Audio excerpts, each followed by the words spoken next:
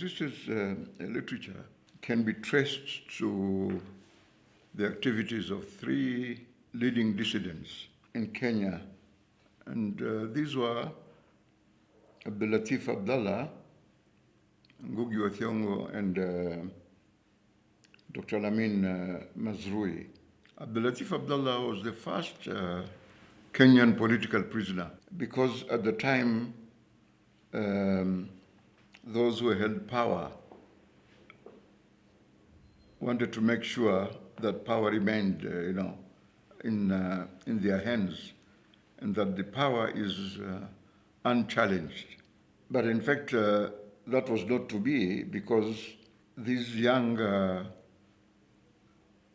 if we can call them utopian thinkers, felt that power has to be constrained. If not, then this will lead to dictatorship.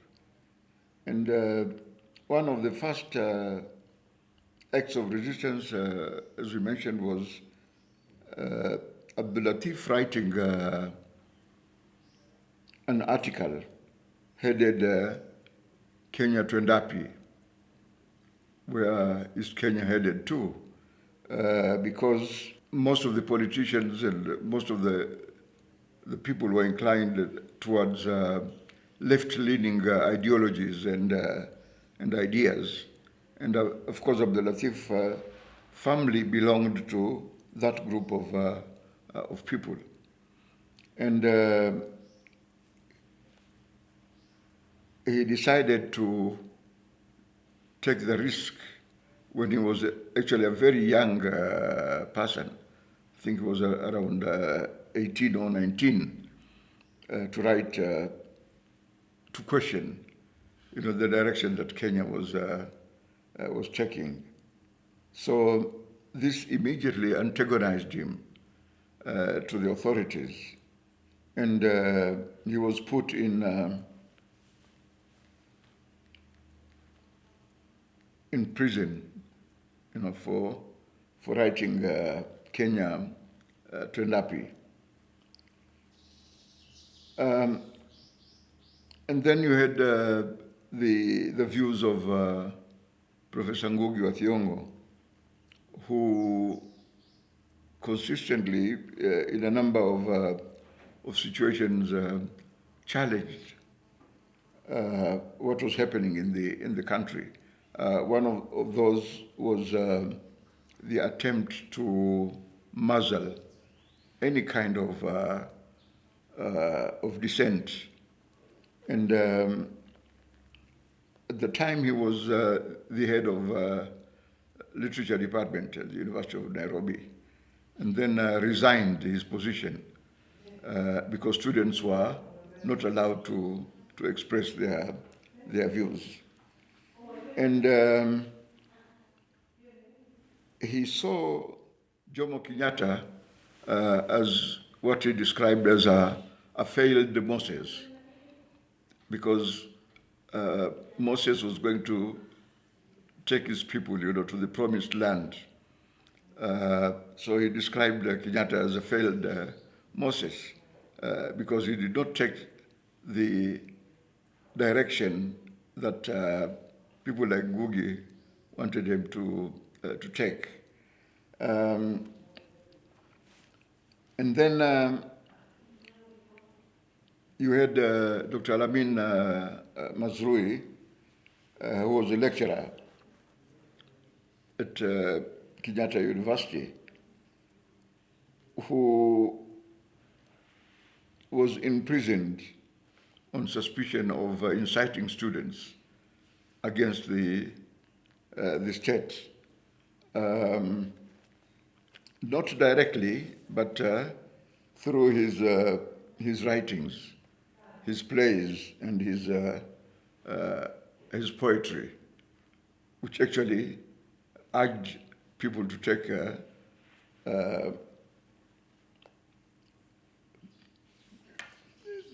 take action or to move in order to stop this kind of of dictatorship in his view. So the views of Abdul Latif, Ngugi and Alamin converged, to create a resistance tradition, within the Kenyan political system. Abdul Latif was put first in solitary confinement, and then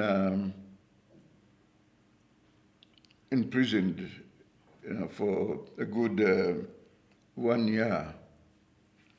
And when he was in prison, he wrote the famous anthology of poems that he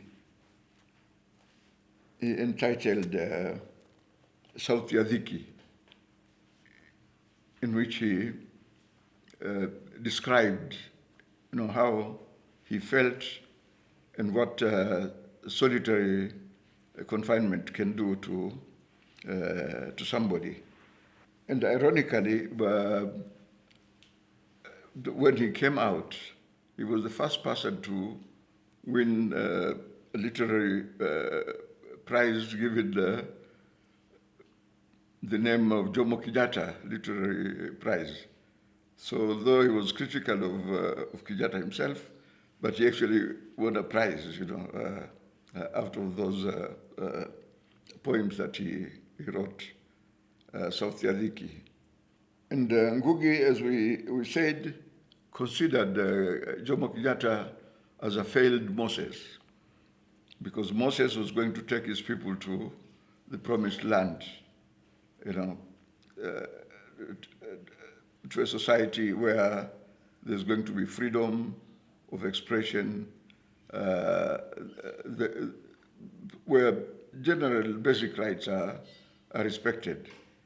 But of course, these were people who had no experience in governance. They'd never been presidents before. And they were always mindful of their power. They wanted the power and they wanted it to remain with them. So this created this tension. And that is why Ngugi described him as a failed Moses, because people had so many expectations. And of course, Kenyatta, having traveled in Europe, having seen both so-called progressive societies that pursued socialist ideas, and those that did not pursue radical ideas, he was in favor of middle ground, between these societies. He did not want to have cataclysmic events, in society, and on that basis, he pursued a pragmatic policy, which was completely different from the line, for example, taken by Obote and Nyerere, who were riding behind the wave of socialism, and that is why you had Obote's Common Man's Charter, Nyerere's Arusha Declaration. These were all part of this new vision of the kind of society they were going to create. So inevitably, there were these tensions, between the pragmatists, the idealists, and those who had no idea whatsoever themselves. They were just followers. And this created this new culture of resistance in East Africa. And as we noted, we associated this resistance with Abdel Latif, with Ngugi, and Dr. Alamin Mazrui. Alamin was put in political detention also, on suspicion that he was inciting these students, not directly, but through his writings, through his plays. And then, of course, that just made all these people heroes, in the popular imagination. That we have a right to dignity, and one of those rights to dignity is to dissent. These three people became almost household names in Kenya.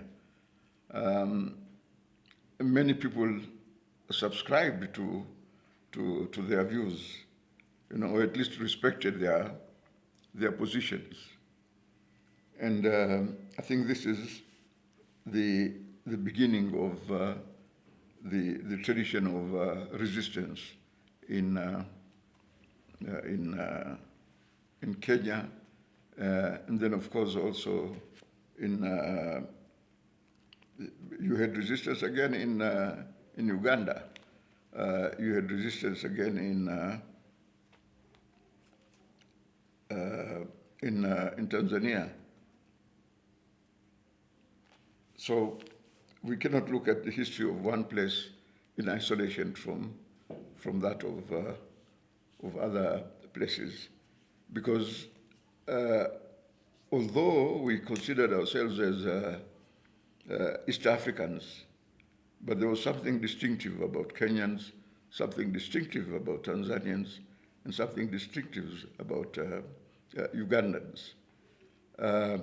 Some were led by these radical ideologies, but others were more pragmatic, like Kenyatta.